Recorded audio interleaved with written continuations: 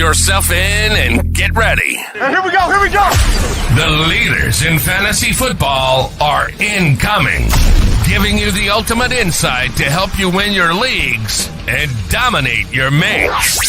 You're now listening to the Insight NFL Show with your hosts, Guns and Maverick. Welcome to the NFL. Let's go.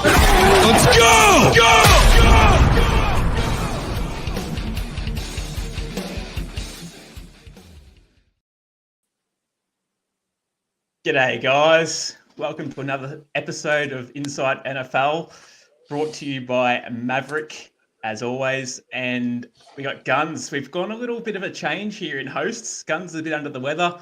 I've stepped it up. Guns, how we going, mate? You feeling okay? I'm Michael Jordan. This is my flu pod. All right. So I expect this to be the greatest podcast performance of all time.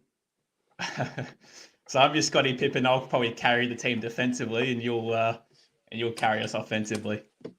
Sounds good. I'm keen. As always, brought to you by the Standard Squeeze. We are going to review the week 1 of the preseason games.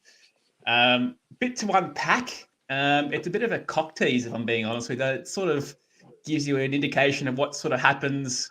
But then again, they drag the starters out after a couple of drives, one or two maybe. And then they bring on the backups, and then the backups of the backups and everything like that. So what do we think, Guns, as a whole? If we look at it as a whole, we'll go through game by game in a second, but as a whole, what do we think has happened so far that you really, really enjoyed? Well, I think there was definitely some more relevant things in the Friday games. I think like teams like the Giants and the Patriots, they played a lot more of their more fantasy relevant guys this year. We also got an insight into some potential, depth chart battles. Overall, I think this week's probably the least eventful week of the preseason. But, as we get closer to the season, we're getting to see more and more playing time from the starters. And, yeah, I'm looking forward to it a lot. I think if this week was anything to go by, plenty of excitement. You know what I really enjoyed? I really enjoyed the new kickoff rule. Yeah, that was good. I thought it brought some excitement into the game. Now, obviously, first of all, when the game starts and the kickers usually kick off and you get a touchback and you get 40 seconds of nothing. This actually brought some excitement into the game. There was guys that were getting, 30 to 40 yard, returns and everything like that. There was actually a guy in the Jacksonville game that had a 70 yard return and got to pretty much the 10. I thought that was great. I thought that was fantastic. I really enjoyed that. Yeah, the return from that Jacksonville guy, I think his name was Parker Washington or something, but it was sort of like dead leaguing a few of the blokes, stop starting, and I think the returns there'll be a few taken to their house this year, a lot more than usual, I suspect. Yeah, special teams going to be huge, and I wonder if they're going to be fantasy relevant at any stage. If there's going to be like a RB2 that might be a punt return or a kick return or anything like that. I wonder if they're going to become fantasy relevant at any point during the year. It's going to be interesting. I'm pretty keen to find out because I think that's going to be the most exciting part of the game, really. Yeah, no, it'll be I'm very interested. Very interested to see how this translates to the regular season. Yeah. Also, our Patreon is linked into the bio below. Please join. It's where you'll get some analytics, probably more from Guns and myself. He's smarter than me. But also some one-on-one chats.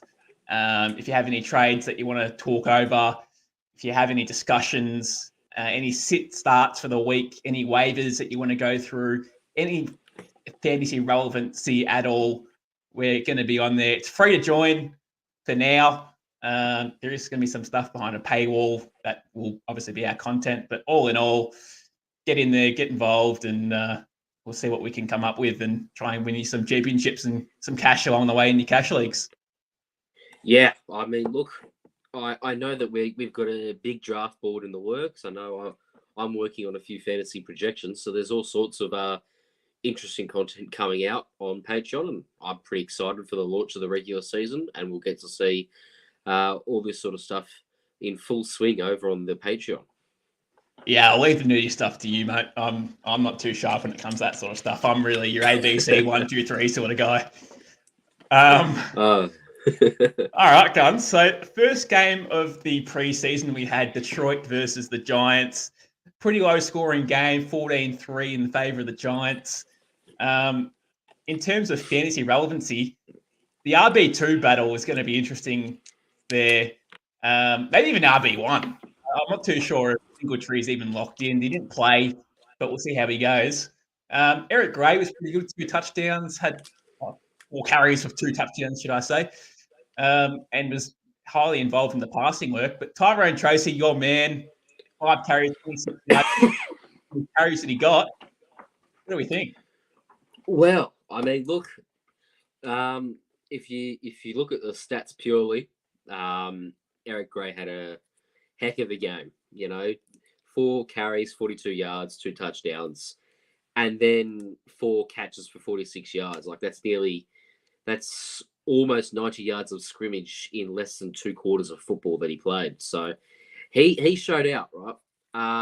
The one thing I will say is that Tyrone Tracy saw a lot of the action initially, and then got pulled like halfway through the first quarter or close to the end of it. So, and Eric Gray did his damage in the second quarter. So from that perspective, it seems to me that I think Tracy is still the preferred RB2.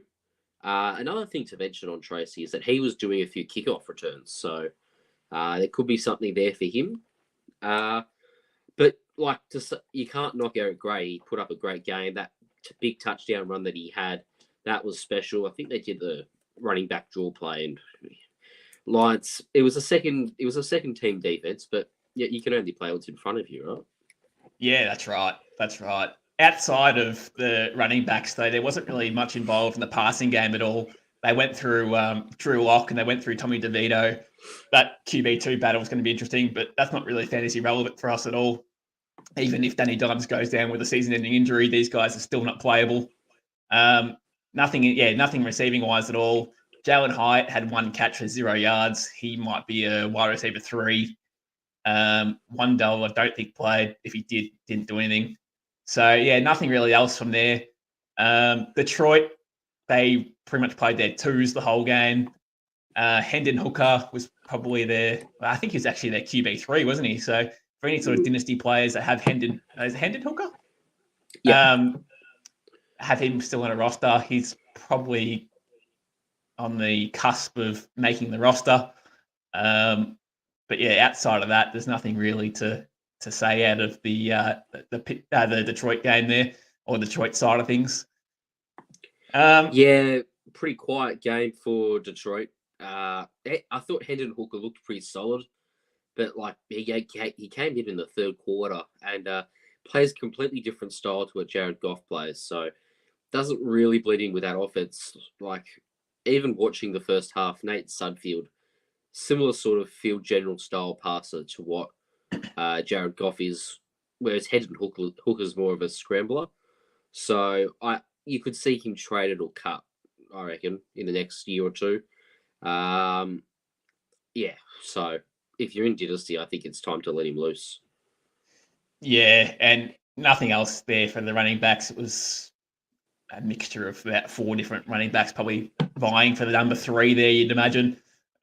Maybe to be active in a game, maybe. And then, receiving-wise, I had and the fantasy relevant player there would be Donovan Peoples-Jones in really, really deeper leagues, but he won't be relevant anyway. So, I guess we can let that one game go and move on to the next one, which was the Patriots and Carolina. That was on the same day, I believe, wasn't it? Yes, and we had a 17 points to 3 win for the New England Patriots. They tried 4 different quarterbacks. I think Bailey Zappi saw the most time, and I would say Jacoby Brissett saw the least amount of time. That sort of tells you where everyone is on the roster. But I think the most impressive player in this game was Joe Milton. Is there a world where Joe Milton starts week 1? Maybe. I couldn't tell you right now. I think if it's a three-way battle, they're all tied for first, I would say. Maybe Brissett's slightly ahead because he's an experienced vet, but Middleton was really impressive. And, the dual threat, pretty clean pass. He's got a rocking arm too. They benched him. Could be that. They wanted to protect him. Yeah, so, yeah, I don't know what to tell you, but all I know is that Zappy's probably going to get cut. Yeah. Receiving-wise, Jalen Polk looked pretty good. I don't think he played many snaps after the first drive, if any, but he was involved early on. Looked really good. If he can get some sort of chemistry with the starter, who knows? Javon Baker was out there too, another fantasy relevant player, maybe down the line. 2 for 4 for 11 yards. So he was targeted, used.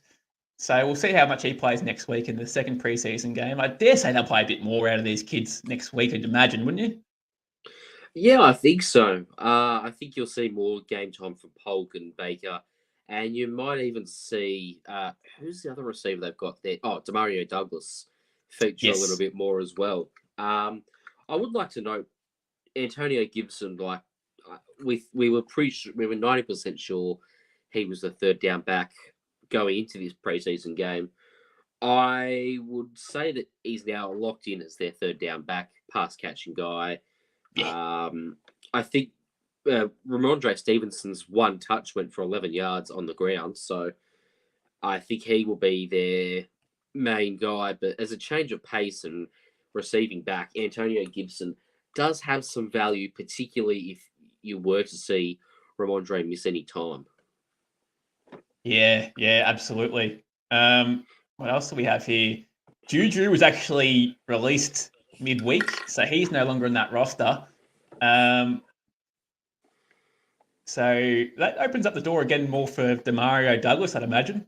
And they didn't really play him this week, so they're trying to protect him. But yeah, moving on to the Carolina side, nothing really of note to really report here, is there? There was nothing really exciting. It was. What are we talking? Fourth string running back, right? Yeah. That's it. Yeah, like Jonathan Mingo for dynasty players, he was out there, which probably isn't a good sign if they're playing with their backups and their backups of the backups. That's not really a good sign for Mingo, and he had one carry for 6 yards, so yeah, that's fine. Oh, even Terrace Marshall, people still have him on their rosters for the dynasty. He's definitely cuttable now. But yeah, outside of that, there's not really much else there on the Carolina side, was there? No, definitely not. That was a proper typical preseason game for the Carolina Panthers. No starters whatsoever. Yeah, I wouldn't have mind seeing them play Bryce Young for a drive or two. I think he deserves a crack at it in preseason. I think his confidence is a little bit down. Hopefully his training camp woes or his first season woes, should I say, have gone past himself, and now he's got a bit more confidence back into his game because he's still highly talented. So hopefully we see him next week and come out and dominate. I actually like Bryce Young. Yeah, same. I do too. I think you can't write a bloke off after 1 year, and I think he bounces back and shows everyone why he was number one overall. Yeah, bloody oath. So we'll move on to the next game. We had the Dolphins versus the Falcons. Miami, should I say, ended up winning this one 20-13. I tell you what, Guns. I know you're massive on A-Chain, but Jalen Wright, 10 carries, 55 yards, and a touchdown. Whew. Yeah, this guy is quick. He's going to be good. He's going to be very good. I understand. They got to give him something, right? Yeah. I don't know what they're going to do with Mostert, right? Because they invest. Clearly, A-Chain's their feature guy, but you got to partner him with Jalen Wright, and that's no disrespect to Raheem Mostert. He was a gun last year, but You know, He's not in their future. He's not in their future. He's not in their future. And Jaylen Wright looks ready, right? Like, I understand he's doing this against probably a second-rate Falcons defense, which is already not a very good defense. So I won't overreact, but like, that sort of stat line is not going to be unfamiliar to him during the season if one of the backs misses time. Yeah, honestly, I've taken him. I think it was early third round in my dynasty league, and I was very, very happy with that. I think, there's a world where he can get some more playing time in this season, and I think he deserves it. We'll see how he goes next couple of weeks in preseason, but a great start for his career, that's for sure. Yeah, big time. And he's also... I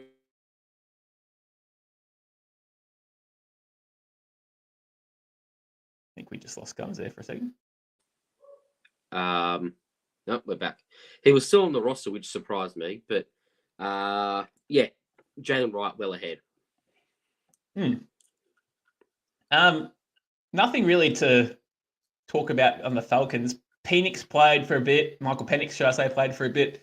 9 of 16 for 104 yards. Not a bad start. He's going to be happy with that. That's a pretty good game for your first pro football game, I suppose. He looks like he might be a player in a couple of years when they give him a chance, but he's not really relevant until then. If Kirk Cousins misses any time, Penix is ready to go. And I think it's a pretty good backup to have. Yeah, it's a very high-level backup. And he goes into such a great offense. So if I'm drafting in dynasty leagues, right, I'm taking a flyer on him in the third. Or if you're a championship team, I'm taking him in the second, right? Because if you're a championship team, like, you've probably got, it's unlikely you have super young quarterbacks. You know, you've probably got a Josh Allen or a Mahomes or whatever. I'm not saying that they're old or whatever, but, you know, it does help to have another young guy coming through. And you need youth. You need youth. And Penix, you know, he's 24. He's probably going to be 26, 27 by the time he starts, but he'll start his NFL career off similar to how Jordan Love started his, right? Like a house on fire. He's going to have to. He's going to have to. And so I have no problem picking Penix in the second round. Outside of Penix, there was really nothing else there. I mean, he played with a bunch of backups, really, didn't he? And he looked all right. So outside of Penix, there wasn't really anything else to really talk about there. We'll move on to the next game, which was Pittsburgh versus the Texans. We had the Houston Texans winning 20-12. There was a bit of action in this game, actually. There's always going to be a lot of talk about the Steelers' QB room. Who's going to get the job? Is it going to be Fields? Is it going to be Wilson? We don't know yet. They don't even know yet, I don't think. But Fields came out and looked pretty good. He did 5 of 6 for 67 yards, no touchdowns, but also no picks. I think he spread the ball around pretty well, and I think he'll give Russell Wilson some serious competition. Yeah. I mean, it's a weird thing to say that he actually had more passing yards than he did rushing yards. He had 67 passing yards, but 3 carries for 2 rushing yards. So it's unlike him. We had George Pickens that played. He had 2 catches for 25 yards, so he was okay.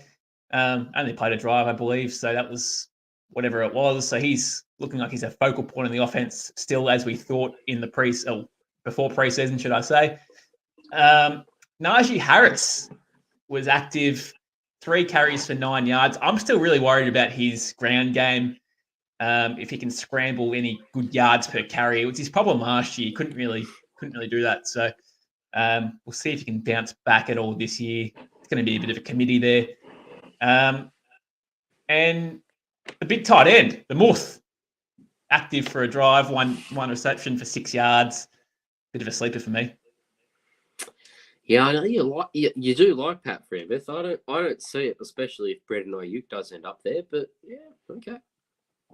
Hey. Arthur Smith loves tight ends, so and the reason why I like him. And look, before he got injured last year, the year before, he was a tight end 1 in the league. So he probably prefers Russell Wilson to be the QB if he's going to do it again. But hey, if you're looking for a tight end late in the draft, he's going to be there. Hey, yeah, it's not a bad shout. It's not a bad shout in all seriousness. Where's he going? 11th, 12th sort of thing? Yeah. I think even past that, to be honest. Oh, here you go. Have a look at this. Steelers won't get Ayuk, and the Muth is a top-end tight end this year. That's a big call. Big call. Well, I should clarify. He's a Steelers fan, so. Yeah. I mean, the Ayuk one's an interesting one. It seems like it's either Niners or Steelers. So, yeah. It sounds like it's more Steelers than Niners. You'd have to think so, right? But yeah, who knows, right? Let's see. And I think he's pretty sure this is Sponge. I'm pretty sure he's at a draft with us because he's with us already. Spongy, yeah. Send him a few voice memos earlier today, talking up my my team. Get used to that, mate. There's going to be more coming in. Yeah. I'm going to be a real pest. Oh, go. That's what I am, a real pest. Ain't that the truth? On the Houston side, I tell you what, I'm going to stop you right here. I'm going to look at you in the eye here, Guns, and I'm going to say that CJ Stroud and Tank Dell is going to be something fun to watch. Oh, yeah, it will be. But it'll only be fun to watch if CJ Stroud and Nico Collins isn't open. And CJ Stroud and Stephon Diggs isn't open.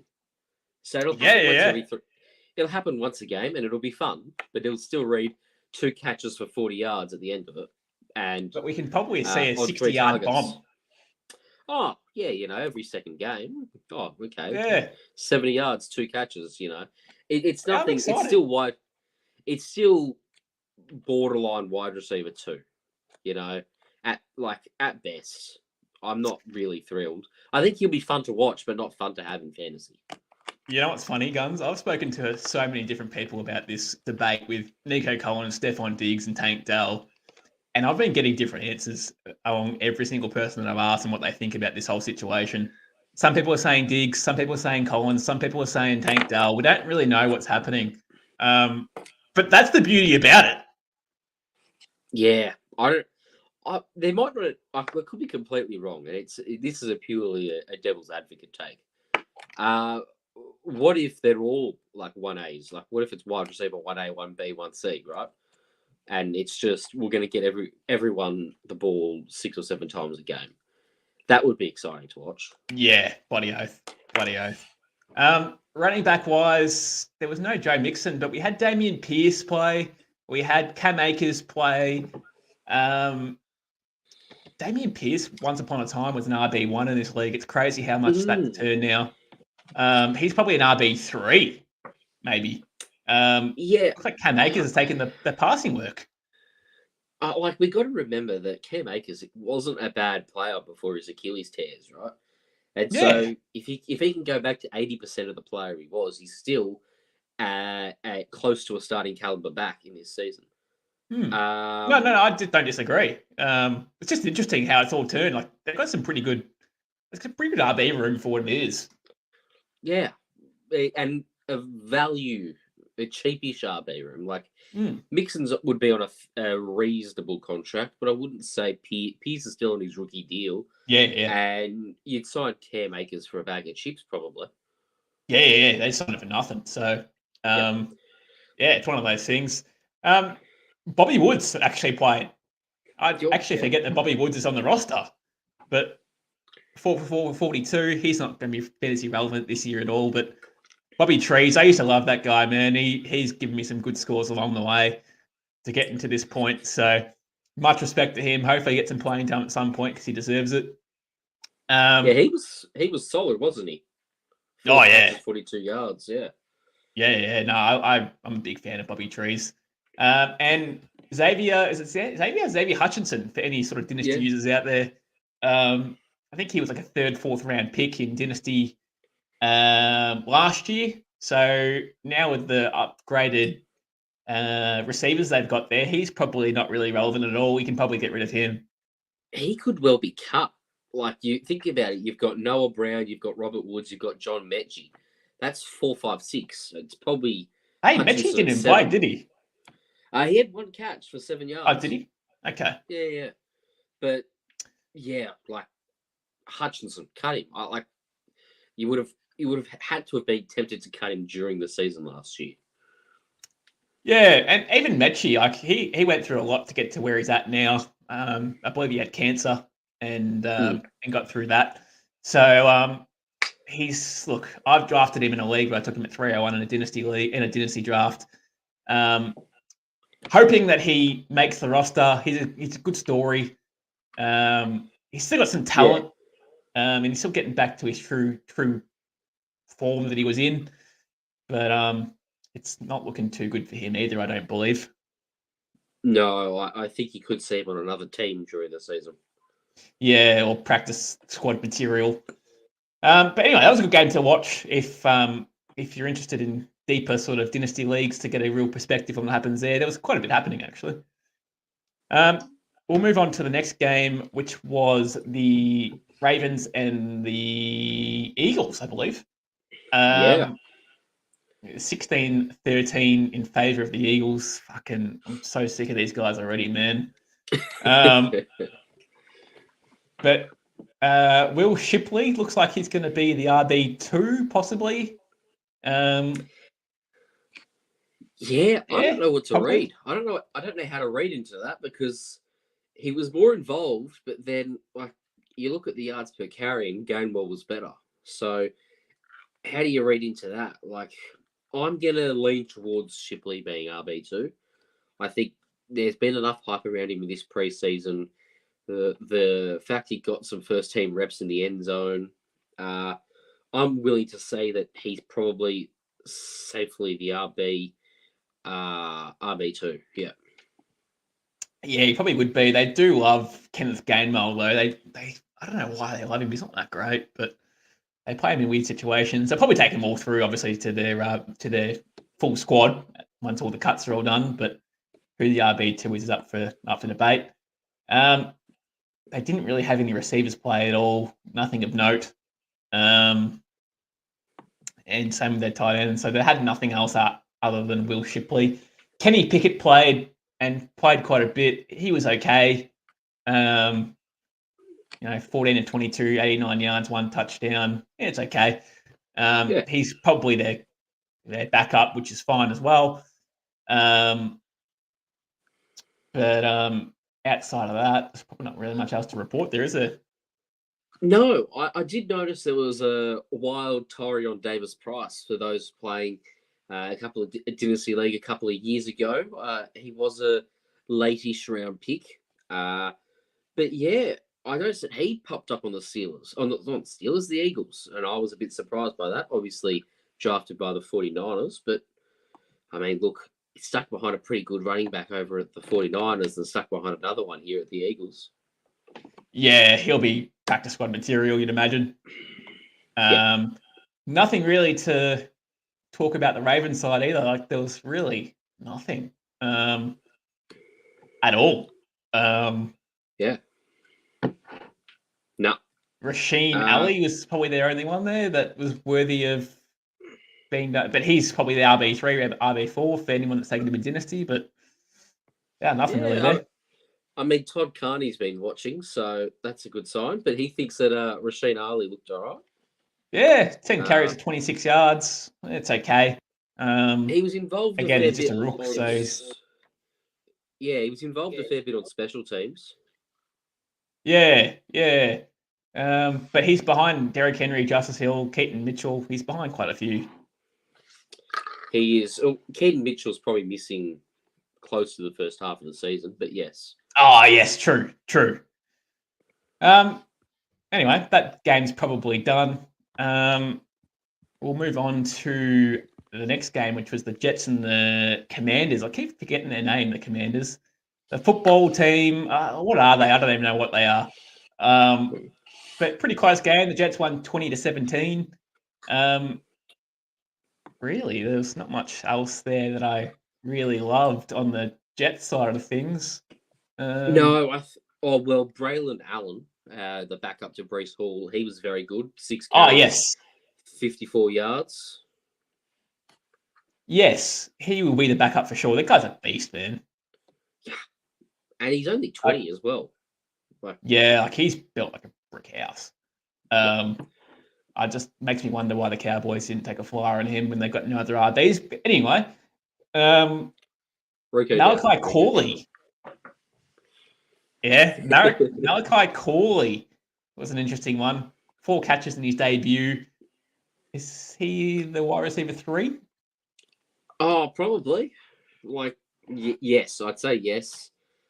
He could be 4 to start the season if he's because of Alan Lazard. So it might be slow going early, but if Mike Williams is washed and he pips Alan Lazard for wide receiver 3, you could have a end of season league winner in Malachi Corley if cards fall his way. Yeah, absolutely. On the Washington side of things, though, now this was a little bit interesting because we had our first look here at Jayden Daniels. I tell you what, rushing touchdown to start off his career. There's going to be plenty more of them, isn't there? Oh yeah, he excites me so much. If I can't get Anthony Richardson, I've been targeting Jayden Daniels because although I know Jayden Daniels won't go for the overall QB1 finish this year, just because he's a rookie and you've got some slightly limited weapons around him, but he will finish close to the top 12, if not inside the top 12, and his rushing floor, that'll make him such a reliable and safe starter, even for a rookie.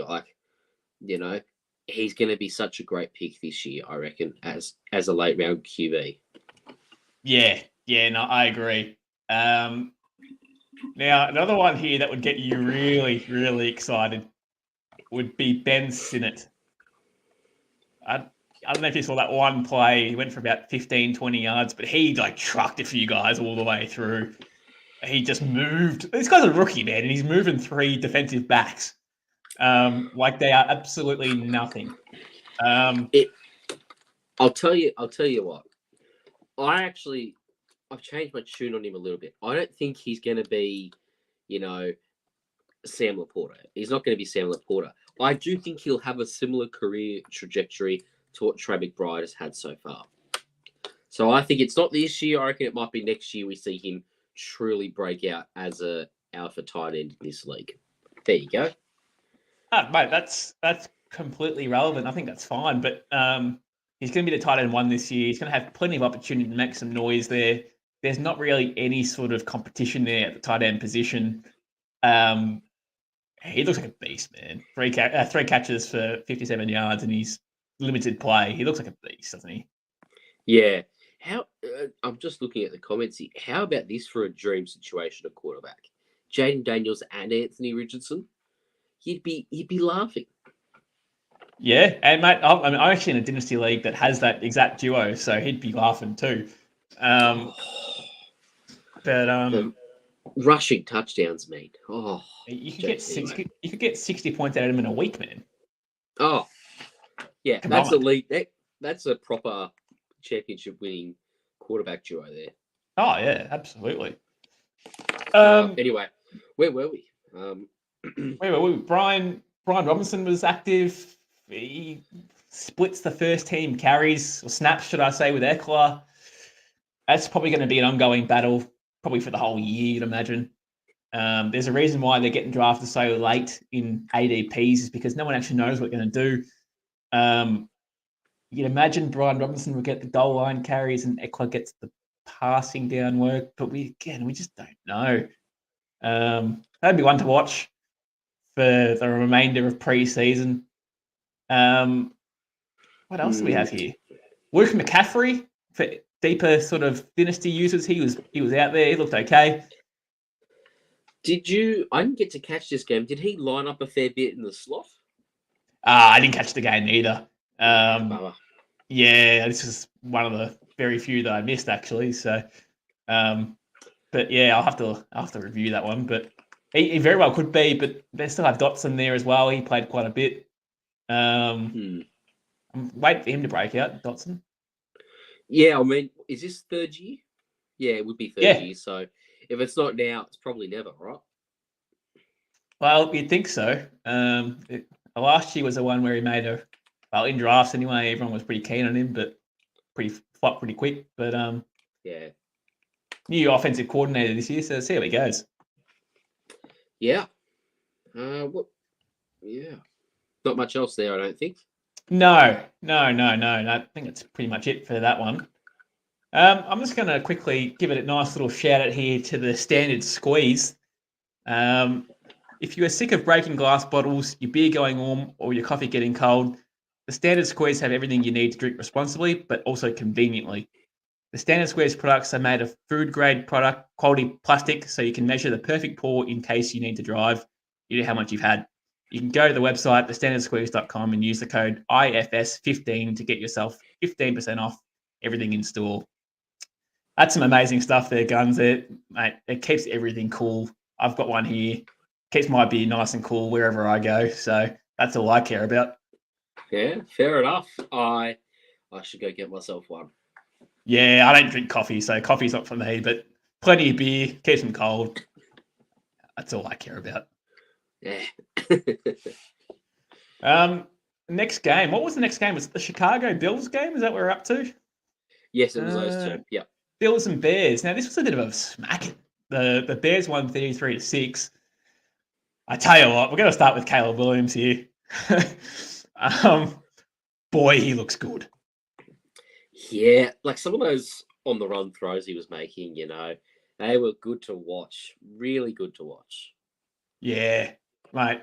There was a little flip pass to DeAndre Swift that went for 41 yards. They're going to have plenty of those plays this year. Mate, this guy is legit, huh? I don't know if you've seen the Hard Knocks episode 1 yet, but the glazing on Caleb Williams is for real. They love him. Oh man, I have seen it, and that's so true. I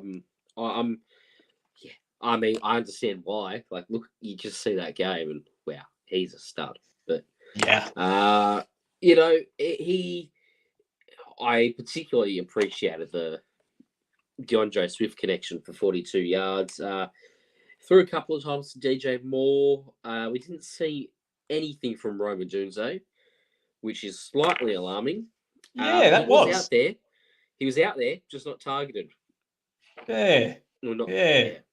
What's that Rome reference they made in Hard Knocks? Oh, have I already? I can't remember the full thing. But they said like Rome wasn't built in a day or some shit like that. Yeah, no, that was truth.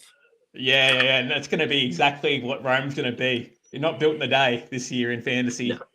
No. DJ Moore was out there. I was pretty surprised about that. He was out there for a drive, 2 catches for 27 yards. I was pretty surprised that he was out there. Swift, what do we think about Swift? He's not, for someone who's being drafted in the dead zone of running backs, I'm surprised with how why he's being drafted in the dead zone is what I'm trying to say, because his production last year, although he was limited in rushing touchdowns due to Jalen Hurts, like he was a more than capable running back. He'd be in the top half in the league actually.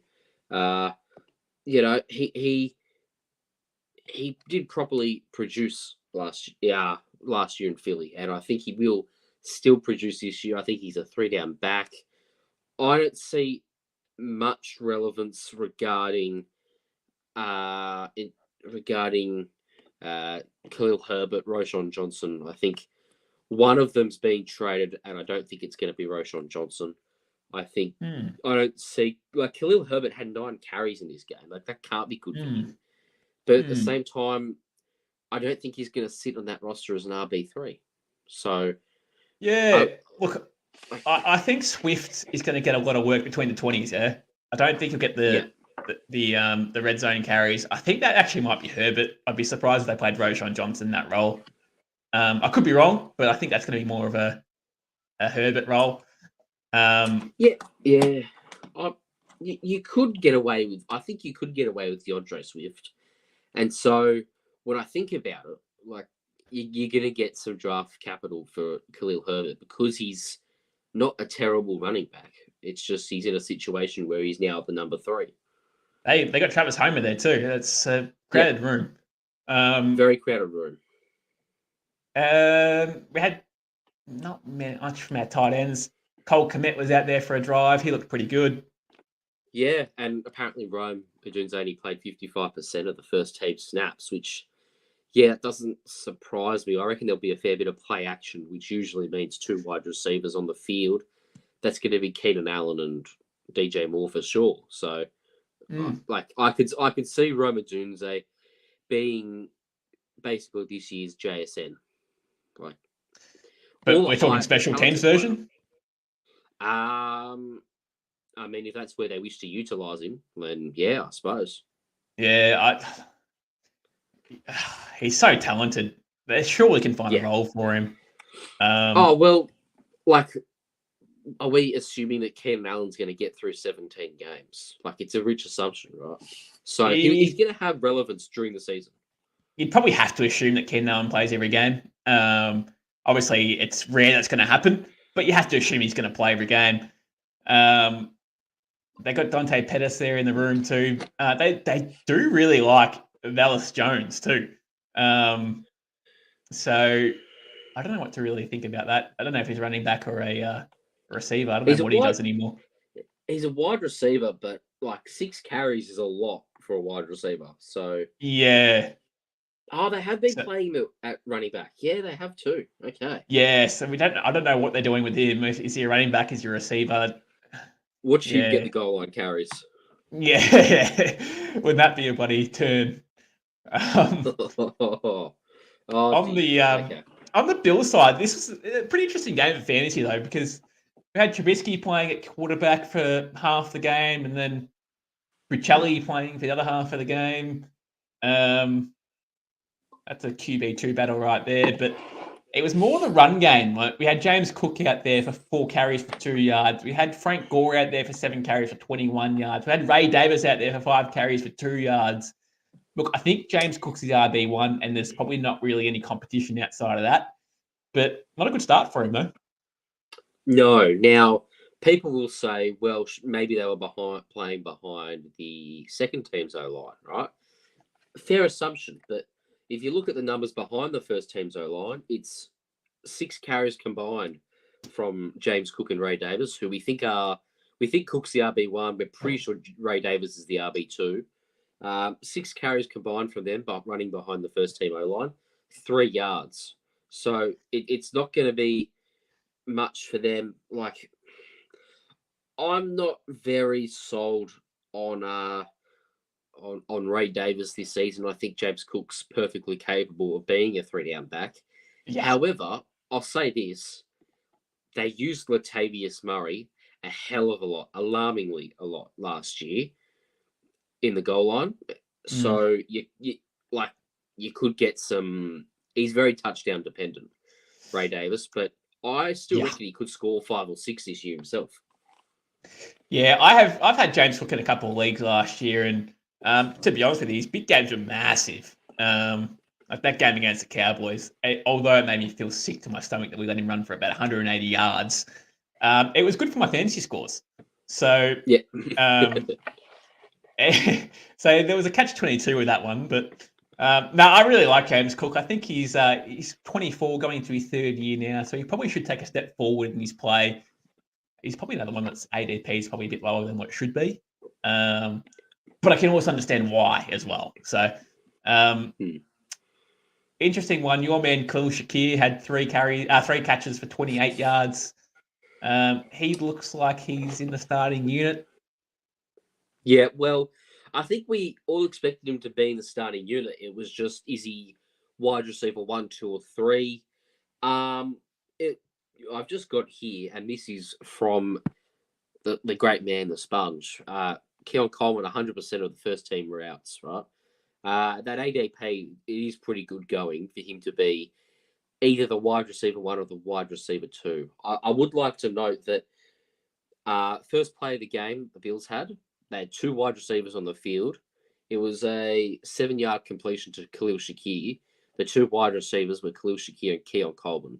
So I think they're the 1 and 2. They had two tight ends on the field, Dawson Knox and Dalton Kincaid, obviously.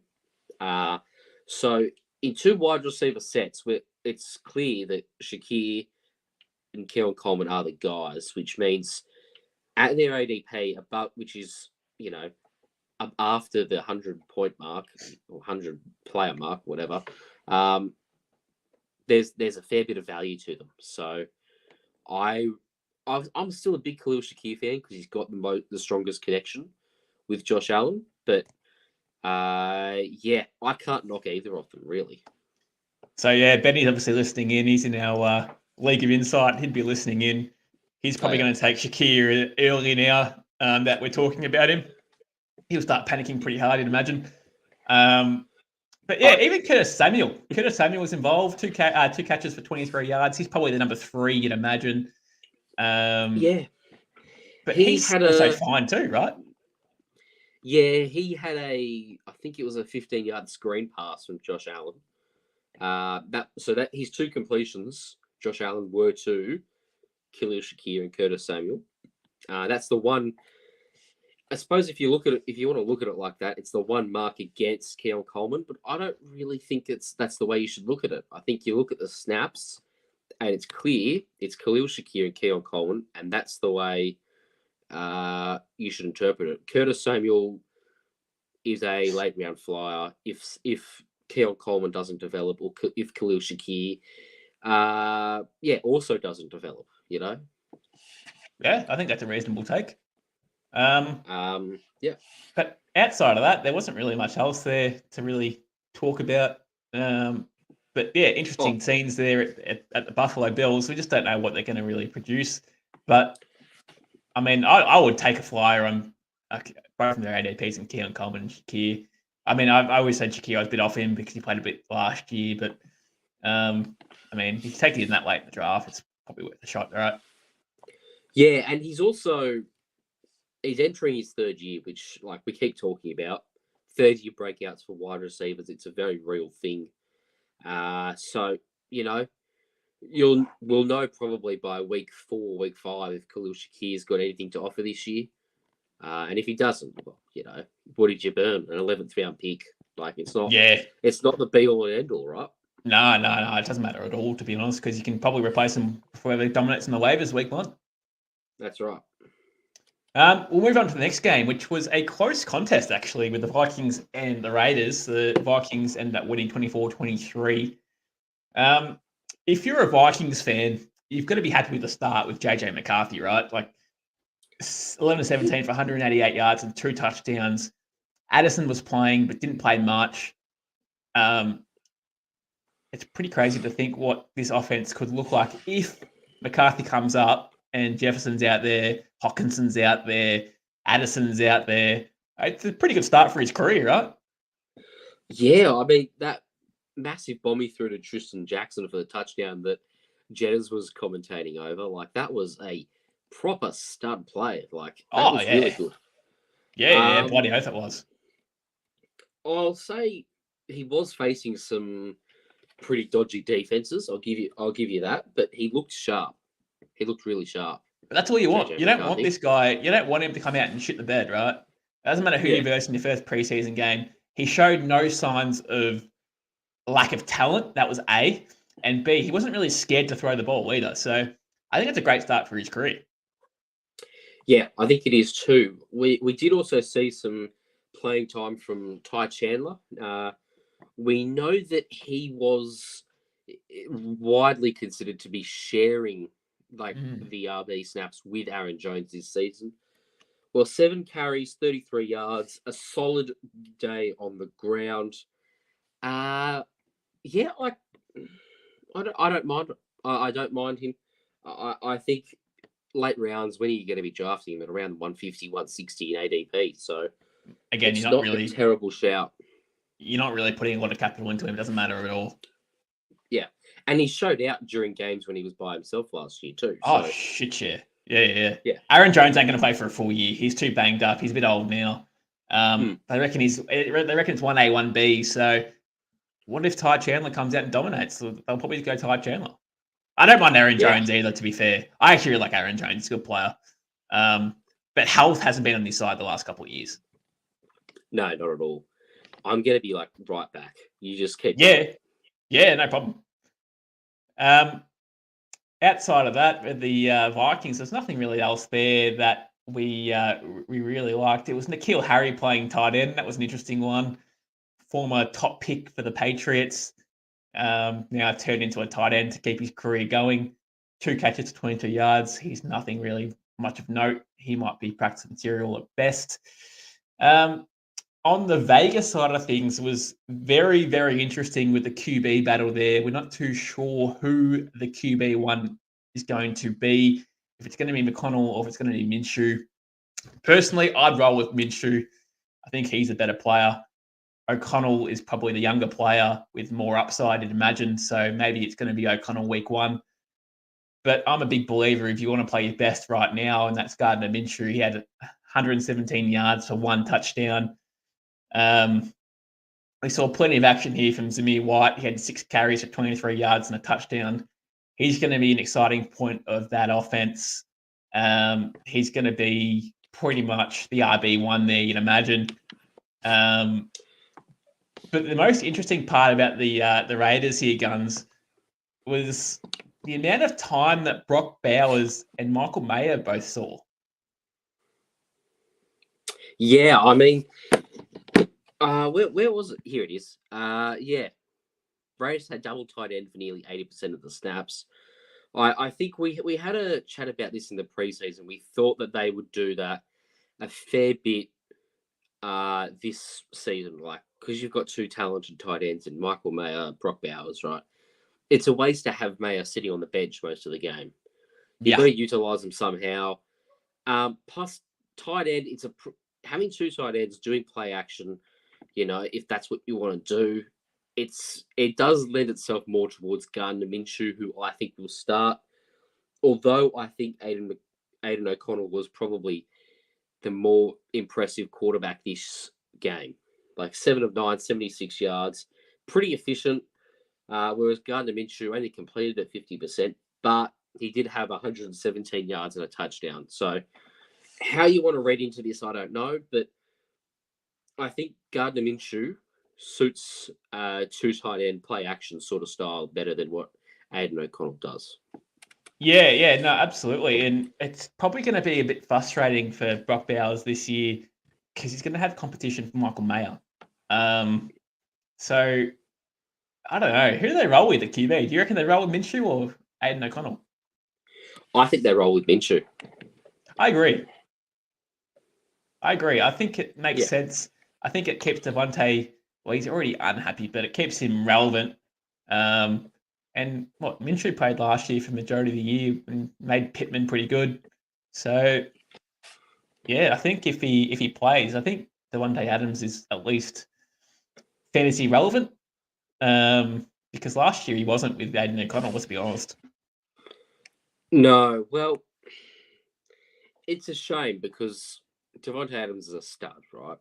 And I do think that, if you get some solid, experienced quarterback play in there, he'll still show out. Like, they threw to him so much last year, but it wasn't worthwhile. Like, they weren't worthwhile targets. There wasn't much you could do with these targets.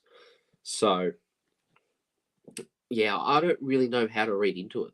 I do think Gardner Minshew is probably the right guy for their play style this year. Yeah, no, I agree. Anyway, let's move on to the next game. That was the Packers and the Browns. We had Apparently, I'm on the clock in a draft. You can. I don't know if he's listening. You can lock me in for another Anthony Richardson share. I'll take my quarterback here. Who are you taking? Well, so I've gone so far. I went with. I've just lost it. Let me get it here again. I think I took. Oh crap! Who did I take? I know I got Drake London in the 4th round, which I was stoked about. Right? That's ridiculous. yourself. Yeah. So I got. Here we go. Yeah. I got Breece Hall then Marvin Harrison, then Devon A-Chain, then Drake London, and now Anthony Richardson. I'm having the time of my life in this draft. Yeah, your balls will be nearly empty by now. What do you mean nearly? Well, you still got a few more to go. That's 5 of my guys there. All I've got to do is draft Tyrone Tracy and David Njoku, and I'm sweet. Yeah, that's all you need to do, and you probably pretty much won the league, I think. In your eyes, anyway. Yeah. Well, what do you mean in my eyes? I will be. You never know. Anthony Richardson could play about 3 snaps and die. Shh, that's not happening. That's not happening. So, yeah, we'll move on to the Packers and Browns, where the Packers won 23-10. Did you see that long ball from Jordan Love? Oh, did I? I made sure that Dontavian Wicks was the face of this episode, right? Yeah. 65-yard touchdown. That's this Packers offense is going to be insane this year. Absolutely insane. I'm sick of the Packers, man. They haven't been shit for a while. They're due for a few shit years at the bottom, but they keep finding ways to be relevant, don't they? Yeah, because they should keep drafting Hall of Fame quarterback after Hall of Fame quarterback. That's how. Oh, it does help. Honestly, life as a Packers fan, I understand you don't win many Super Bowls, but just in terms of season to season, it must be so nice. Like, you're sitting there every 15 years, you have to worry about quarterback. That's it. Yeah, you're pretty sweet, aren't you, outside of that? That long ball was unreal. I was really impressed to see that. He just got paid too, Jordan Love. So the Packers fans can cream themselves over that play for the next couple of weeks. Outside of that one play, was there anything else really of relevance for the Packers at all? I don't think there was there? I mean, you got some. Well, Marshall Lloyd did his hamstring. That's probably the other big news. That's massive for Josh Jacobs, isn't it? Because that was his real him and AJ Dillon, I suppose. But AJ Dillon won't take much work off Josh Jacobs. Marshawn Lloyd was probably the only one that probably might have, but now he's on his hammy, he's probably going to be out for week 1, week 2. He'd be pretty close to the season start when he comes back in healthy. I just think it's Josh Jacobs' time. Like, I took him in our Insight League today, and I was more than happy to oblige with that one. Seriously, he's fine. I would like to mention that there was reports coming out earlier today that Romeo Doubs is now the Packers wide receiver 1. Like, they can't make their mind up. Like, I don't know who's missing out, but the more, like, you've just seen Dontavian Wicks. He did play in the first week of the preseason. Not a great sign for him. However, 65-yard receiving touchdown is his one and only play. That's a great sign. Jaden Reed is not fit. Christian Watson's not fit. Romeo Doubs didn't play at all in this game. So that's a good sign. It's a good sign for Dobbs. And only the one play from Wicks is a good sign for him too, I think. So what does that mean for... It means that, like, I guess Jaden Reed's probably overvalued right now at ADP, and Christian Watson could just purely be a deep ball threat. He could have 2 catches for 80 yards every now and again. He just needs to worry about staying healthy first. I think he's got a bucket load of talent, and I want to see him out there consistently because he's very, very good when he's healthy. And this Packers team could be very, very scary if they can get him healthy. So let's say Romeo Doubs is their wide receiver 1. Are you gonna? Where does his ADP just skyrocket? No, I don't think it does. I think it slightly increases, but I do believe that the ball will just be shared around. I don't think there's a real alpha wide receiver 1 in this team. I think it's going to be a week-to-week thing, and it all depends on where Josh Allen can body find his talent. Because if he's got Christian Watson 1 week, if he's got Wicks 1 week, if he's got Dobbs 1 week, if he's got Jaden Reed the next week, they just got so many options, right? It's almost as though, you just let this be. You let this be this year. You don't worry about their wide receivers. Jordan Love, he could have a monster year. So, yeah, very good mid-round quarterback. Yeah. He'd wanna. He's just got paid $55 million a year. He might wanna. Yeah. He might need to. And you've got those 4 wide receivers. You've got Luke Musgrave, and you've got Josh Jacobs, who's more than capable out of the backfield as a pass catcher, right? So I don't know how they're going to have everyone functioning together, but they've got to find a way because there's so much talent there, so many resources for Jordan Love. They've got to make the most of it. On the Brown side, nothing of note. No. It was really the QB2 battle there between Huntley and Dorian Thompson-Robinson. I don't really care about that, to be honest. It's probably Thompson-Robinson, you'd imagine. But whatever. Outside of that, they're playing wide receiver 3s and 4s all day. I think Spongy's hit the nail on the head with this comment. Until we see him start to build a rapport with an individual receiver, I'd focus elsewhere. All of them could be a wide receiver 1 in a given week. So there must be a parrot on my shoulder that just keeps repeating that. I agree with Spongy. It's a good call. We just don't know who it's going to be. Yeah. So, we'll move on to the next game, which was the Chiefs and Jags. Ooh. Which the Jags won 26-13. I actually enjoyed this game. I watched the first 2 drives of this game before I turned it off. Only because Mahomes was playing, and I really enjoy watching Mahomes play. But God, he's good. Yeah, he's a seriously good player. Pacheco played. Prince played. He's probably the RB2 there, as we spoke about in a past podcast. And Eric Prince, he looked okay. Didn't play much, which is a good sign for him. Now, Hollywood Brown, I believe, is injured, isn't he? He's got some sort of nasty dislocation in his shoulder. But it's not, when I say nasty, like, he's meant to be back in a month, but it's meant to be quite painful. So he's in doubt for week 1, but what that means is, I think by now we can safely assume Rashid Rice isn't being suspended, at least this season. Yeah, he was playing on the weekend. He was playing on the weekend. He was with the first team. I don't know, man. Like, I don't think you could say that Rashid Rice is gonna. They would have to have already suspended him or been notified of a suspension for him. So I think he's good to go, and I'm targeting him everywhere now because he's got a strong rapport with Mahomes. Oh yeah, he's in the slot, which makes him easier to throw to as well. And you've got bona fide deep threats in Hollywood Brown, Xavier Worthy. In between, Sky Moore. Sky Moore.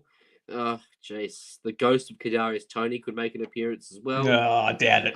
Justin Ross is still on their roster. Justin Ross, Justin Watson, who for some reason has been on their roster forever. They love him. How he has more Super Bowl rings than Aaron Rodgers is insane. He's got nudes of someone in there, I reckon. Eddie Reid, trust. Yeah, probably. But no, that was a really fun game to watch for the first couple of drives. We had Trevor Lawrence out there as well. He looked pretty good. Now, he had one pass to Brian Thomas. Oh, actually, no, that was Bedard.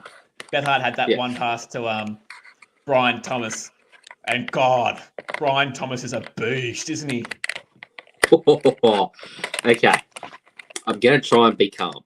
But I was very happy when I saw that play because obviously, he was a bit overshadowed by Malik Neighbors at LSU, but not enough because he was still drafted in the first round. Yeah, the dude's a stud. Brian Thomas is a stud, right?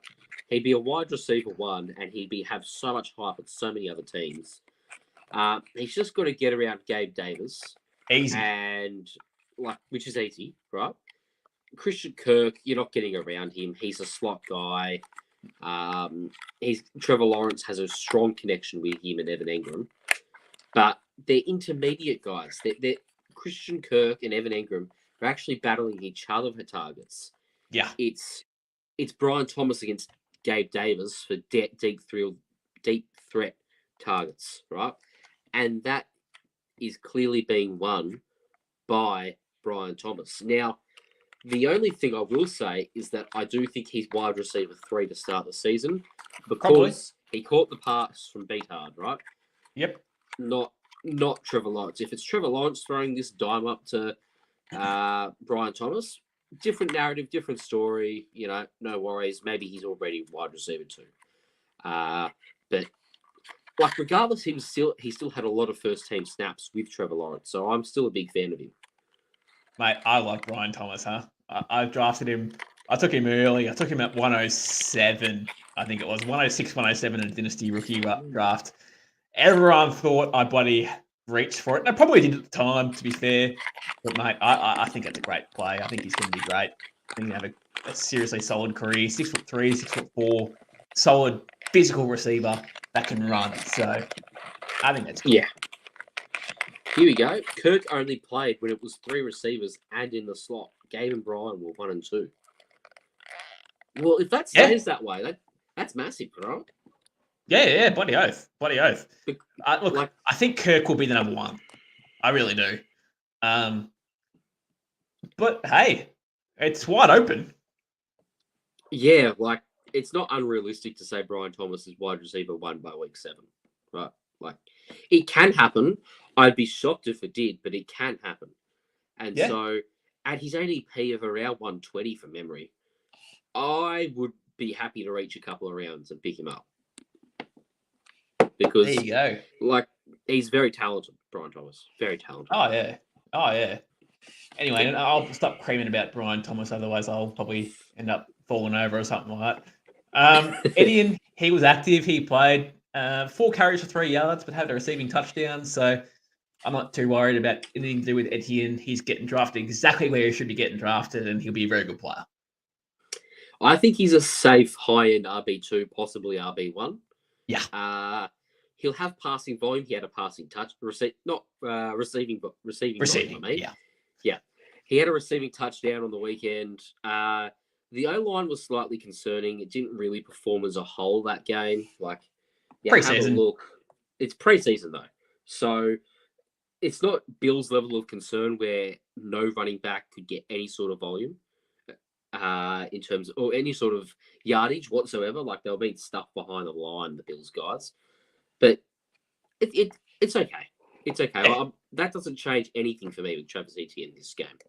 Yeah, exactly. We'll move on to the next game. That was the Bucks and the Bengals. There was interesting play here from the Bengals. Joe Burrow looked pretty good in his return from his injury. He hit up T. Higgins for a touchdown. Jermaine Burton might be a solid play. Now he's obviously going to be behind. He's going to be behind Chase and Higgins, but as a number 3, he's gonna have some big plays, I reckon, for him as a team. I don't think he's gonna be too much fantasy relevancy as such, but as a whole, I think he's going to be a good player for him. Yeah, if you can look at this from a dynasty perspective, I think he's wide receiver 2 next year.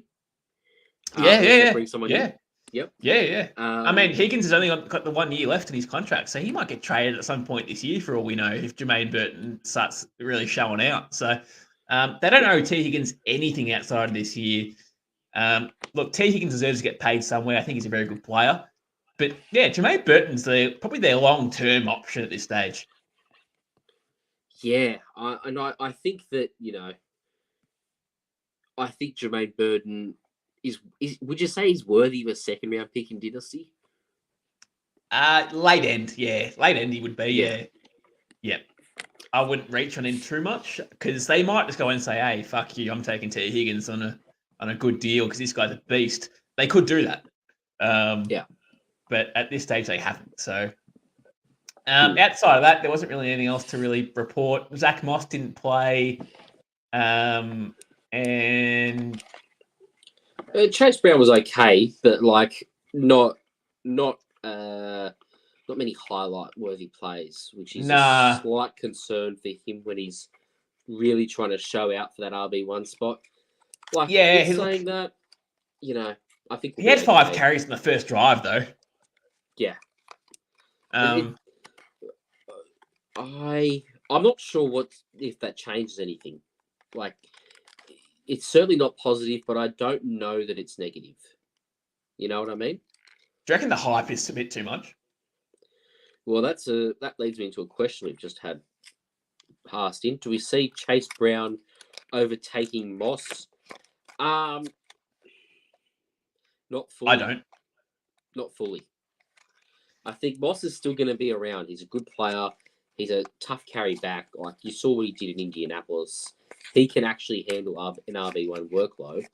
But when you have someone with the pace and the electric ability of Chase Brown, you've got to use him. So, in my eyes, I see this being the Detroit Lions backfield 2.0, where Chase Brown is Jahmyr Gibbs and where where Zach Moss is David Montgomery. So, Benny, the Spartans is also mentioned. Chase Brown played pass protection situations. I think they trust him too. I think they trust both him and Moss. I don't think I just don't think they're favouring any particular one. Yeah. That's how I view it. Yeah. But Moss wasn't fit, yeah. They haven't paid Moss much. They don't really owe him anything, but I do believe Zach Moss will be using the goal line as such. So I think that's probably where the value is. But hey, these guys are getting drafted pretty low, so there's round 10, right? As you can see on screen. So I think he's the pass catching guy. I think we can lock that in for sure for Chase Brown. Yeah, he's the pass catcher. I think there's gonna be. Let's talk hypothetical. I reckon there's 7 to 10 carries a game for him. I reckon there's 15 to 20 there for Moss, right? I reckon there's 3 to 5 catches a game for Chase Brown. I reckon there might be 1 to 2 at most for Zach Moss. I think that's the sort of split we're looking. It's, again, very similar to what we've seen in Detroit. We've seen that really work for teams last year. And I think at round 10, in that receiving back / sort of changing pace role, I think there's still value there because any injury to Zach Moss or, if they ride the hot hand of Chase Brown, there's high upside to him. Other points from this game, probably nothing. It was good to see T. Higgins and Joe Burrow connect, but otherwise nothing much more. No. Yeah. Next game was Titans versus San Fran. We'll try and get through these a bit quicker. But Titans won 17-13. Will Levis looked pretty good. He's, again, one of my biggest sleeper at QBs. If he's getting rushing touchdowns, and God forbid, this guy's going to be a beast. 4 for 5, 35 yards, and as I said, a rushing touchdown with some pretty good running backs there, and Tajay Spears and Pollard, and he's got Ridley and D-Hop and Tyler Boyd and Burks. I think he's going to be a really good player this year. Will Levis, as I said in our last episode with Sleepers, I think he's going to be the biggest one for me. He's got some serious weapons, doesn't he? I was looking at, I think yesterday, Tajay Spears, Tony Pollard, DeAndre Hopkins once he's back fit, Calvin Ridley, Tyler Boyd. Sure, the receivers are on the older side. Treylon Burks, if you believe in him still. He's still there. Yeah, he's still there. So, yeah. But, there's a great opportunity for Levis to really break out. I think he's quite undervalued this year. I think they're drafting him based off a patchy rookie season where that team was a disaster. I don't think it's as much of a disaster this year. No, they've actually surrounded him with some talent. So I think you're right. I think he's undervalued. Yeah. So let's talk Superflex. Oh, okay. Yeah, let's talk Superflex. What's your strategy if you're thinking that Will Levis is undervalued. Are you going to wait a bit on a quarterback? Obviously, you're going to take one really early and then take one really late and just stack everything in between? Or are you just going to wait on quarterback and go get some premium talent in the first few rounds in skill positions? I think you've seen what I've been doing.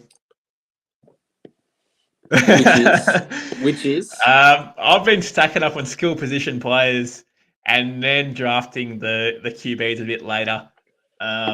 Spongy's called me out on it already in our League of Insight chat. I've gone Trevor Lawrence, and yeah, look, we could be going Will Levis soon too. So, yeah, no, I think this year is probably the year that QBs are going a bit later and they're a bit more productive. So that's probably what I'm thinking. But anyway, I thought Pollard was pretty good in this game. Four carries for 35 yards. He's a bit of a sleeper. He's gone pretty late in drafts. I think he's at number one. Do you agree? I'd say he put a little bit of a gap between him and Spears last game. I think just watching him, like, he did look better. He looked more involved. He was more involved as well. And he did more with the opportunities he got.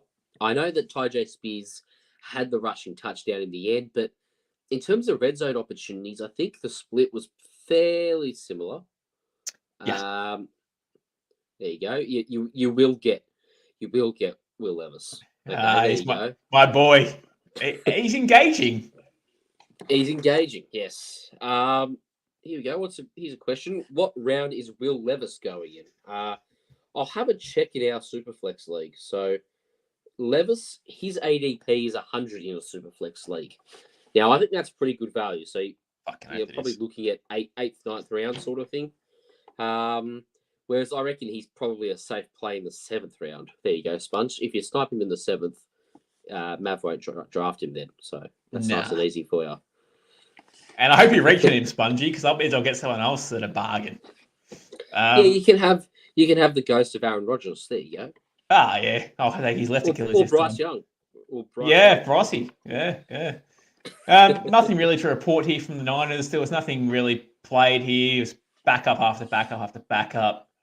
Matt Breida was involved. There was not even Elijah Mitchell didn't even play. So, well, Elijah Mitchell has an injury. Does he? Okay. Christian McCaffrey obviously has that injury.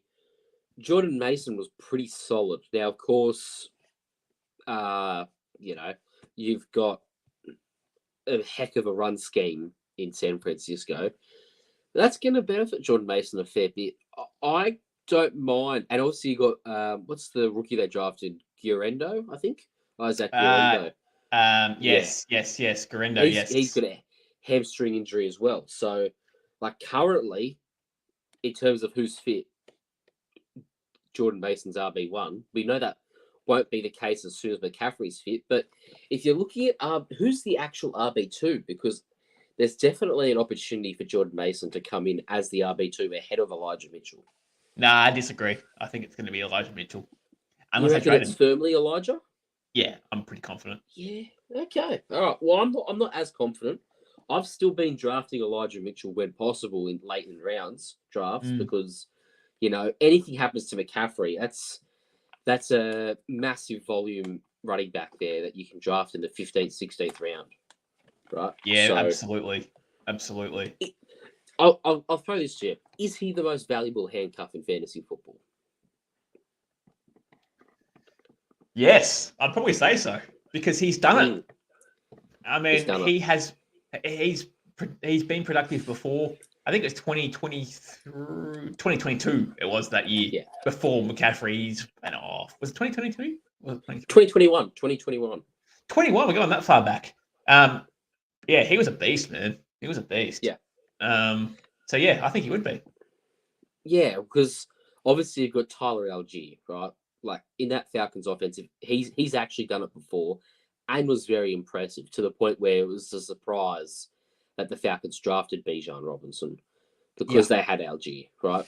Now, I think he's on the podium for most valuable handcuffs. You could make a case for Braylon Allen from the Jets. You could make a case for the Chiefs guy, Deneric Prince, but and even I'm sure if we went, Blake Corum probably is the other one there with Kyron Williams, like, but we can get into that another time. In terms of, I suppose we'll move on to the next game, shall we? Yeah, I was going to say, we got the Seahawks, your boys versus the Chargers. Pretty shit game, man. Like, seriously. I was watching a bit of this. This was crap. For the Chargers, it was bad. I was having a life. No, you weren't, because you're seeing PJ Walker playing. Sam Howell was PJ Walker. Yeah, PJ Walker. Mate, the commentators were pretty hard on him. They're thinking that this guy should be traded or used or somewhat. But Sam Howell, he was pretty good. 16 of 27, 130 yards and a touchdown. The QB play there at Seattle is going to be a bit of a toss-up. I think they run with Geno, but Howell's still in the mix. Outside of that, there wasn't really anything else there, was there, for the Seahawks? It was all just backups, and Smith and Jigma played for a bit. He looked okay. Yeah, it's alarming that Smith and Jigma played in this game, right? Like, Metcalf and Lockett are healthy, and I would have thought if he was actually the wide receiver too, he wouldn't have played. I'm a bit alarmed. Do you reckon they were playing him just to get him going with some snaps and everything like that, just a few reps as such? Like, Lockett's old now, so he doesn't really care about reps, but do you reckon they just wanted to get him out there for some reps? He's still pretty young, man. Yeah, but when you're catching passes with Laviska Shenault, Pharaoh Brown, Jake Bobo, and Brady Russell, like, it's grim. I'll be honest, it's grim. If we're going to talk about grim, the Chargers were grim. Oh, mate, they sucked. Like, what are we talking? They didn't even complete at 50%. They're not even close to it. But they weren't really playing anyone of note, though. Oh, well, I tell you what, Easton Stick's currently the QB too, and if Justin Herbert's foot injury is any bad, like, if Justin Herbert was to miss a lot of time this season, I could very quickly be out of Lad McConkey. Like, it can flip that quickly. Oh, yeah. Shit, yeah. And probably, let's be honest, Gus Edwards, because they're just going to be throwing the ball to the other team. They're not going to be able to run it much because they're going to be behind in every game. Yeah, it's definitely one to hate, isn't it? Oh, they could be tanking for some good draft capital next year if Justin Herbert misses time. And currently, this foot issue is not a good start. No, there's still a lot of unknowns. So it'd be interesting to see what comes out of that. He won't partake in the preseason action, you'd imagine. But yeah. Well, he's touch and go for week one himself. Yeah, that's a thing. You wouldn't imagine he'd be back at all. So watching see what happens, I suppose. We'll move on to the next game, which is the Cardinals and the Saints. This was okay. The Saints winning 16-14. Spencer Rattler? Back up? I think he might be starting soon. Whether it's this year or not, I don't know. But 9 of 17 is not encouraging, but I didn't get to watch much of the game, so it's possible there's more context behind that. He did have a rushing touchdown, Spencer Rattler, which we like to see. I mean, look, it's his first game. No picks. That's always a good start. Above 50% the completion, it's okay. We want him above 60, though. But then again, it's saying that Derek Carr completed at 33%. So, can you complain? Probably not. Olave 1 of 4. 1 of 4, hey? Well, I just drafted Chris Olave in our league because, you know what? It doesn't matter if he has, 15 targets a game. As long as he's catching 8 or 9 of those, it's all good. Yeah, absolutely. I think Olave is fine, so I'm not too worried about Olave. But, outside of that, there wasn't really much else there. On the Cardinals side, we didn't see Marvin Harrison Jr. at all, which is a bit of a shame, wasn't it? No, he was on the field, but no catches for him. Well, speaking of Marvin Harrison, how high would you pick him in a 1 QB PPR league, and do I trust him? Well, you go first. one QB PPR, you'd probably be looking at. He's probably going to go late second round, I'd say, in ADP. I think that's a bit high. I don't think if true value out of him at that pick. To be honest with you, I'd probably let him slide. He could be a beast. Like, seriously, he could be a beast. But you're really drafting him for his very best, I think, at that point. If you're taking him sort of early third round, mid third round, that's probably where he could really get the value. But no one's going to do that. No one's going to let him slide. So do you trust him? I think you do. I think he's in a good offense with Kyler Murray, so that's a massive positive. But I think I'd also let him go at that ADP as well. Yeah, so I'm probably a bit higher on Marvin Harrison. I think the more I've thought about it, the more I've realised he is screaming like a really safe and dependable wide receiver. I've got massive Julio Jones vibes about this guy. And so I'm such a dependable wide receiver who's always going to come down with the ball in a physical context, right? That's what I think of when I think of Marvin Harrison Jr. I'm willing to take him late second round. I know we're drafting him for the very best, but I think it's him and Trey McBride, and that's about it. Like, there'll be some stuff for James Conner, but otherwise that's it for him, for the Cardinals. So, but you'd also expect to see. Yeah, you'd also expect him to be heavily involved in the red zone too, right? Oh yeah, tons of red zone targets. Surely, like, yeah, I think, yeah, I think you can draft him late second round. And do I trust him? Absolutely. There you go. Well, are we going to do another mock draft this week? I think we should. Yeah, we probably could. We could probably do one on Thursday. I'd say. Do you want to do a dynasty mock draft this time? Because we did a normal one last time, Superflex. We could also do a one QB. One QB. Tell you what. Yeah, pre-draft. Yeah. So anyway, we'll get past this Arizona game because it wasn't too bad, but nothing really of note. I did see a wild Michael Carter appear. Yeah. You know that Fantasy Receipts account on Twitter? Yeah. They were sharing around a receipt from one of these fantasy doctors, and it was who do you prefer in Dynasty, Michael Carter or Saquon Barkley, back when Michael Carter was the RB1 for the Jets. So this is pre-Breece Hall. And sure enough, the fantasy doctor guy said, I want Michael Carter, and I don't think it's particularly close. No. He went like early second round in most of those drafts. Like late first, early second. Like, it's pretty gross, isn't it? How grim is that? Seriously? Yeah, I know. Mate, I was laughing because in that same draft, I got Jaylen Waddle, so I'm laughing. Yeah. That was grim. Anyway. Yeah. And we'll move on to today's games. I didn't see any of this Denver game, Denver Colts game, but tell you what, Bo Nix is surefire the number one there, you'd imagine. He looked pretty good. He did look pretty good, but I will give you this. Zach Wilson didn't look terrible either. No, but we said enough of Zach Wilson, though. Yeah, we have. I will say Audric Estime. Now, I think in the draft process, he was profiled as a proper power back, a big bruiser. And I think that rang true today. I mean, you saw, if you watch the 7-minute highlight package on YouTube, you get enough footage to suggest that, he's a proper bruiser. A lot of tough carries straight up the gut. I like what I saw from him. Jaleel McLaughlin was a bit involved too. A little bit of work for Javonte Williams. And in terms of the passing game, a lot of targets for running backs. 9 catches. That's Sean Payton's motto, man. He loves using running backs in passing scenarios. So that's going to be a whole season-long thing. So let's figure out in this preseason who is the pass-catching back for the Denver Broncos. McLaughlin. You think McLaughlin? Yeah. I'm still leaning towards Javonte.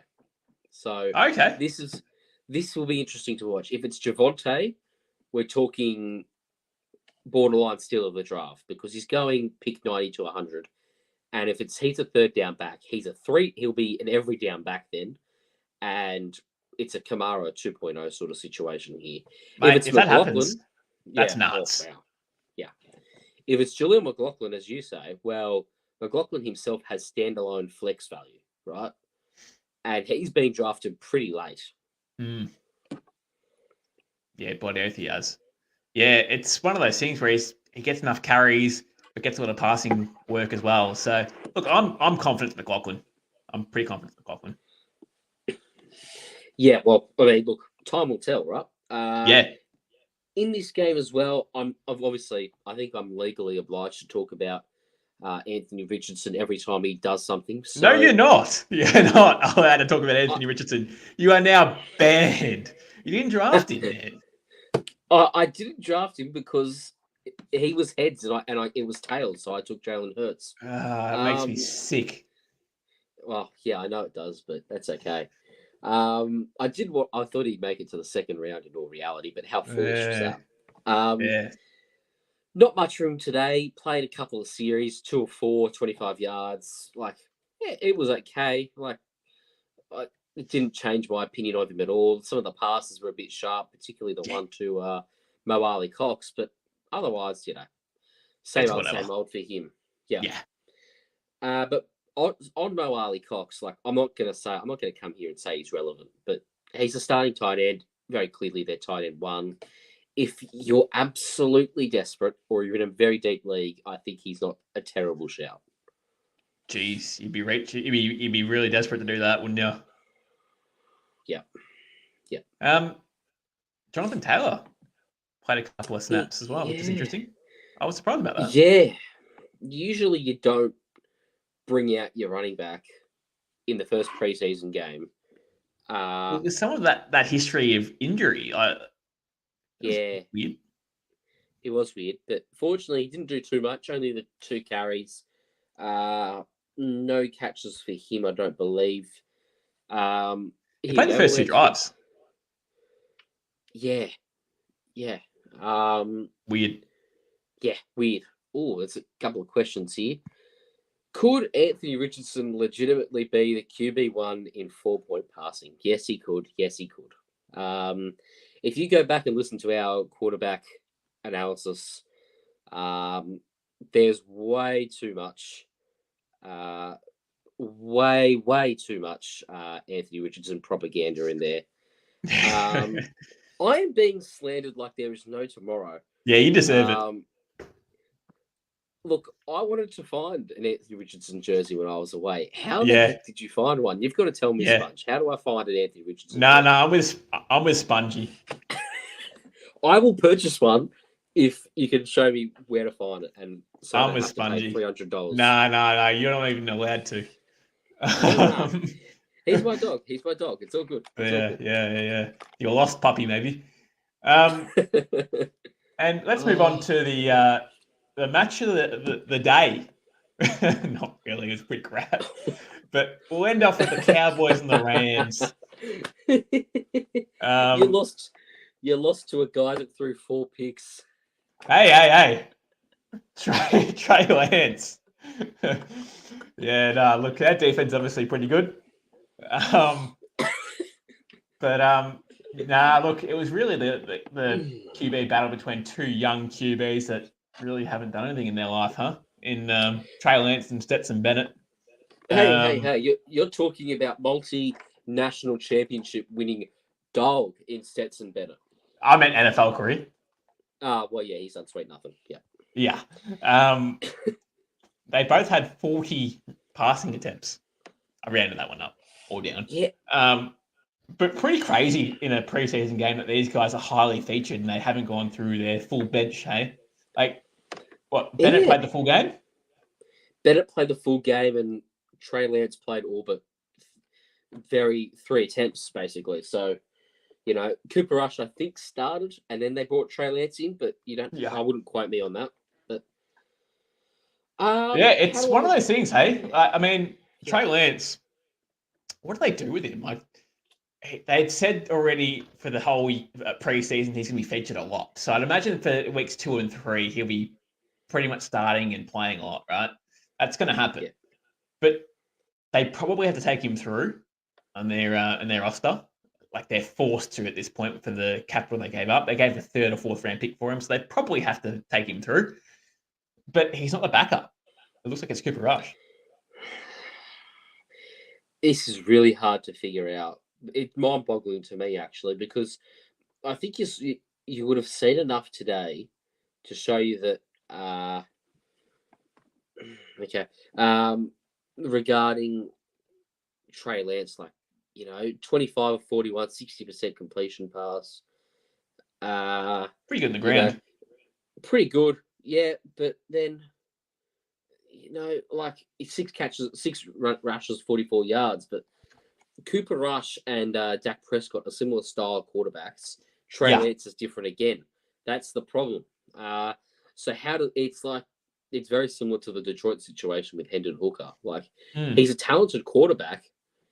He just hasn't been given a go yet in his career, really. But even in college, it was the same thing. He came off the bench, didn't he? Yeah. Starting games. Yeah. So I don't know what to think of. I don't know what they do with Trey Lance from here. They just have to take him through. Here we go. Here we go. Apparently, we're Robbo and Gerald. So there you go. Robbo and Gerald. Question: our league's last place punishment was spending 24 hours at Macca's. Last place did 20 hours and left and considered it a good effort. Thoughts on that? Well, do you have the thing where I think I saw it somewhere. For every I don't know, cheeseburger you have, you lost an hour. I'm in this exact league, and that's exactly what was the case. Okay. So did he? Oh, I'm on the clock again. Anyway, I'll deal with that later. Okay. Well, were you last place? No, I wasn't. I wasn't last place. But the man did do 16 cheeseburgers / hamburgers. He had a fair crack. He was there for about 5 hours, and he did leave 3 or 4 hours short, or early, should I say. So, look, probably a bit poor, but at the same time, had a fair crack. So, good on him. I think if you with those boys in that league, would have just bailed early anyway, or not even bothered doing it. So, I think it's a fair crack, but hopefully he gets a punishment on the catch-up day, and we get him pissed. There you go. All right. So, I suppose other notes from this game, having a look at the Rams, they gave Boston Scott 15 carries. He had 68 yards on the ground. Zach Evans, he had 12 carries for 28 yards. I thought about it, and it's not it wouldn't be unimaginable for that to be the running back split between Kyron Williams and Blake Corum. It's probably probably too even. It's probably more like 17-10 or 20-10 if you just want to round it. But it's not far off. You're going to see a little bit of a split carry system, I think. As in with Kyron and Corum, yeah. I don't agree with that. I think it's going to be bulk Kyron Williams. Look, Corum will be involved, sure. But for the most part, I think Kyron will be on the field more. It's going to be about an 80-20. 75-25. Okay. And, there was a fair amount of passing volume. Jordan Whittington was wide receiver 1, and he had 6 catches for 74 yards. It's not looking at this game, it's not a terrible blueprint as to how some of these teams will play in the regular season. I don't think they'll go with in the Cowboys case, I don't think it'll be such a split carry sort of thing. I did notice Rico Dowdle played 3 carries, 14 yards. I mean, you're not going to play the veteran Ezekiel Elliott in the preseason, right? Are you trying to say before in your previous comment that the Cowboys won't lose games, or they will lose games? They'll lose games. What is it? 0-17? That makes sense. Yep. No CD Lamb. I'm jumping off the West Gate. I reckon that'll pretty much finish us up here, Guns. Great episode, great review. If this is anything to go by when the season starts, mate, bring it on. Hopefully next week we can get some more fantasy relevant players coming through in week 2. Hopefully see something more than 1 or 2 drives. Hopefully we'll see a quarter or 2. Probably not, but we'll see how we go. We'll be back live again on Thursday, probably for a mock draft. Yeah, I think definitely for a mock draft. Yeah, I mean, we'll see what happens. But Cool. I think we're doing a one QB. Is that what we're thinking? Yeah, I'm thinking 1 QB draft. Yeah. Yep. Yeah. Okay. Well, we'll lock that in. We'll advertise it during the week. I know there was a request to do it a bit later, but we probably can't. It's probably going to have to be 7 o'clock. Starting time for us at least. We'll see if we can get the same cast on from last week. Cool. All right. Well, if you can like and subscribe to our channel, that'd be great. Helps us get going, make a name for ourselves, and try and get some good content out there for you guys. So that would be much appreciated. And tune in Thursday for the mock draft. Hopefully, I don't shit the bed. Have a good one. Yeah. Cheers. See you later.